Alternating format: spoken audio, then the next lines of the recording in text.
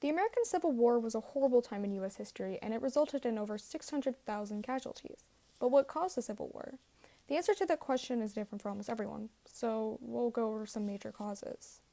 The first cause of the Civil War, and arguably the most well-known cause, is slavery. Slavery is the practice of owning people as property. It's the most known cause of the Civil War and pretty much kicked it off.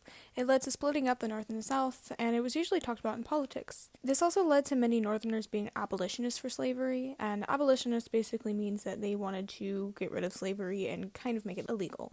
Slavery was also antebellum, meaning that it was before the Civil War, and it's been practiced for centuries, so this was definitely no new way of life. The second cause of the Civil War is states' rights, and it's the belief that all powers not specifically given to the national government and the U.S. Constitution or specifically denied to the states remain with the states. Many southern states did not like the laws that were passed out by the North. The South believed that states should be allowed to decide if they want to follow laws or not. This ends into nullification, which is the belief that a state has the right to nullify or invalidate any laws they deem unconstitutional.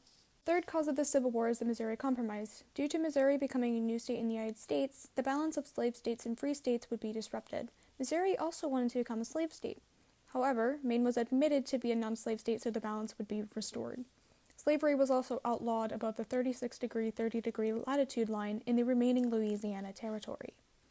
This leads into the Compromise of 1850 and the Georgia Platform, which go hand in hand with one another. The compromise was made right after the Missouri Compromise made to keep the U.S. from splitting apart, which it obviously failed. The Georgia Platform was a place where those a part of the Confederate States would make their announcements and took stands. This was also the talk of sovereignty, where the people felt that they should choose whether their territories would be free states or slave states. Next was the Dred Scott case. Dred Scott was an enslaved black man who sued for freedom in the St. Louis Circus Court in 1846 with his wife. He also sued once more at Fort Snelling, and it was his second chance to sue for freedom. According to Britannica, the U.S. Supreme Court on March 6, 1857, ruled that a slave, Dred Scott, who had resided in a free state and territory where slavery was prohibited, was not thereby entitled to his freedom, that African Americans were not and could never be citizens of the United States, and that the Missouri Compromise, 1820, which had declared free all territories west of Missouri and north of the 36-degree, 30-degree, was unconstitutional. The decision added fuel to the sectional controversy and pushed the country closer to the Civil War. The election of 1860 also pushed further on for the brink of civil war. The Republican Party was also very new at this time, and it was only the second time the party had a candidate in the presidential race. The Constitutional Union Party was also new, and 1860 was the first time the party actually ran, and the only time, too. The results of the election pushed the nation to war.